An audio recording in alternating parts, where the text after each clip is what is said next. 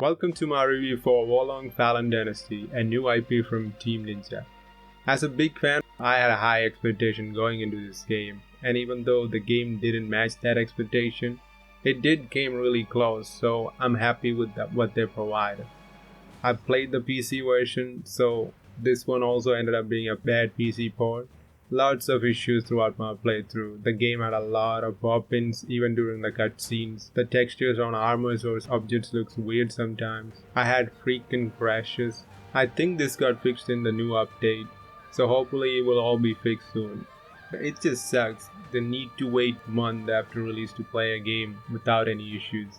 This trend needs to stop. Pre-ordering or day one purchase these days on PC is pointless. I know it's harder to do a good optimization for PC, but some games are able to do it.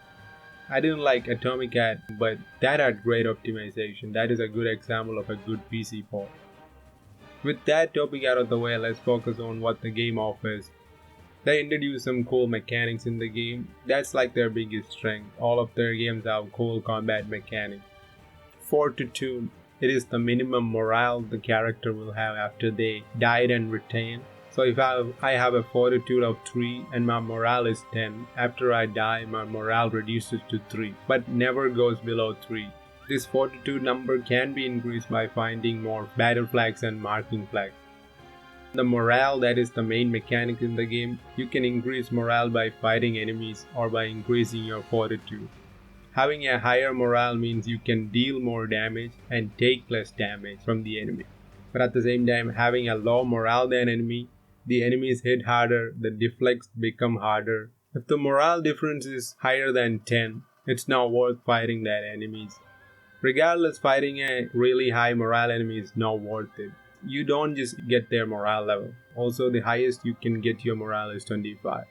Attacking enemies increases our positive bar, while hitting heavy or special attack using spells, blocking, deflecting all consumes that positive bar and brings it to the negative side. So if the negative bar is filled, you get stunned for a while. So spamming all of these available attacks is always not the best option. You have to have a plan and a flow in combat. The summon system is something new here, and it's also interesting. I like these characters fighting alongside us in battle, and even though they won't carry you in missions, they do make the bosses easy. At least distracting them allows us to reset our negative morale, which is harder when you fight them alone. I used them in mission levels except for the bosses because the bosses felt way more fun and memorable without them. I'm not saying this is the right way to play or anything, it's your choice. You can decide what's right for you based on what you think is more fun for you. After all, there are benefits of having them summoned in missions. If you level up their auth level, which is something that automatically goes up as you fight alongside them, you can get their full set as a result. Everything they have equipped, you can get them by getting their auth level to 10. So I recommend at least summon them for fighting normal enemies. The respec option without any item requirement, that's a game changer. I don't like comparing games too much, but this one feels like there's a big need for comparison. In this game, the game shares a lot of similar stuff from Nioh. If you played Nioh, this game feels right at home. But that forces me to compare to Nioh.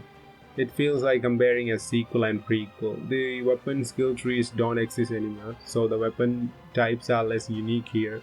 The magic or Omeo tree is still here but more detailed than Nioh. That is divided into more elemental based spells. It is also viable, the endgame spells hit hard with the proper build. The loot seems more manageable, like it feels less random than Nioh. The bosses also drop their loot frequently. These changes I like because I remember searching for a weapon in Nioh and the only way to get it is to farm a certain boss or enemy. Some may get it easy, for others it may take a lot of repetitive grind. The mission system from Nioh is still in this game, and the level design is not great but good enough does its job, like in Nioh, but proves again that's not their biggest strength. And also this game needs some quality of life elements, at least some that already exist in Nioh. Seems to be no option to compare items from the inventory and no arrow restock on resting. Also, I think they should prevent the fortitude getting reset on an already finished mission. I found all the flags and beat it. At least have an option to decide on whether you want your fortitude reset or not. As a result, replaying a level is bad in this. Because every time you do a level, you have to find all the flags again. You can't just rush to the boss or that area you wanna attempt again. The morale system is a bad thing in this certain scenario. If I wanna fight a boss again, I need to play through the whole map, finding all flags, getting my photo to at least 15 to have even a fair fight. In Nioh, you can just rush to the boss for that replay or the loot. There's no need to find anything before boss. The gameplay loop also end up feeling more repetitive here than their previous game. And I'm not talking about every mission having a general formula, like a boss at the end, you beat it, the mission, and not that kind of stuff. I'm talking about things like finding flags. After 20 hours in the game, your main priority is finding flags. The combat is certainly more restricted than Nioh. The weapons are more limited and no stand space combat and all that stuff. But damn, the combat in Wolang is actually fun when it clicks. When we get that successful deflection and all, like feels like we're in the zone. The combat feels amazing. It's super fast paced, punishing when you fail, and rewarding on your success. And you can deflect almost every move with the right timings. I love Sekiro, one of my personal favorites. Sad we didn't get a DLC, and I think this game can fill that void to an extent. The main difference here is no use of jump in combat, and the deflect timings are way more forgivable in here. The boss battles are the best part of the game. This is one thing they did a better job than Nioh. The combat and build variety was incredible in Nioh, but bosses were mostly forgettable. The human bosses, they were a joke. The yokai bosses were better but still ended up forgettable. Most of them were forgettable.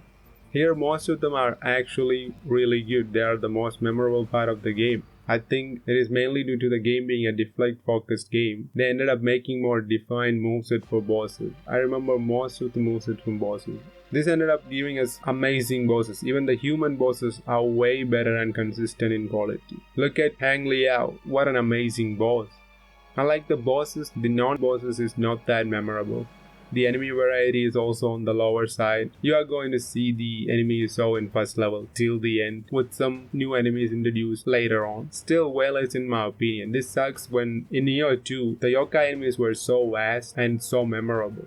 They were even better than most bosses. There are some annoying missions and enemies in this game, but that's a common thing for Souls games, so it's not a big problem. It's more of how far they went with this. One of the submissions in this game, they actually went too far. This mission is one of the worst things I have ever seen.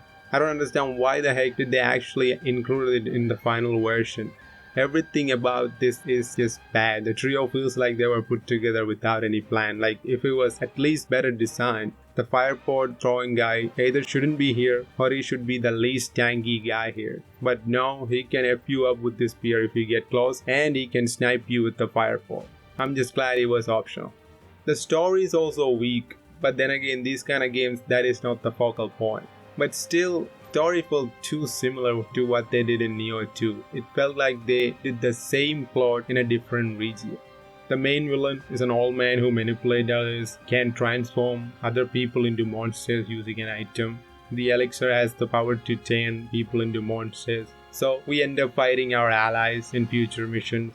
The guardian spirits, the way we get them through a special type of cutscenes after the boss battle, all of this felt too similar than I preferred. I liked Nioh 2's story. I was actually invested.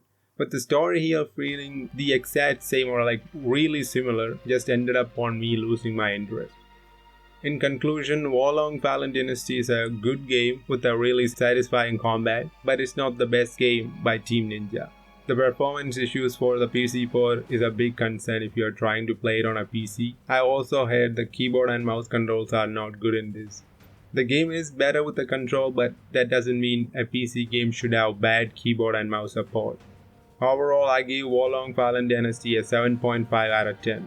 I had a blast in this game, but the similarities in many things to Nioh 2, even the story, made it feel like the same game but an inferior version in most instances. I also give this game a -3 optimization score for being a bad PC port. I definitely recommend this to everyone who played Nioh or like other Souls games, and if you love Sekiro, this is a must try. And all the people who are trying to get into Nioh and not able to, this is more beginner friendly game. At least on the mechanics, they are more friendly. crafting, stats, builds are easier to understand. So I think you should start with this. That's all from me. If you like this video, give a like.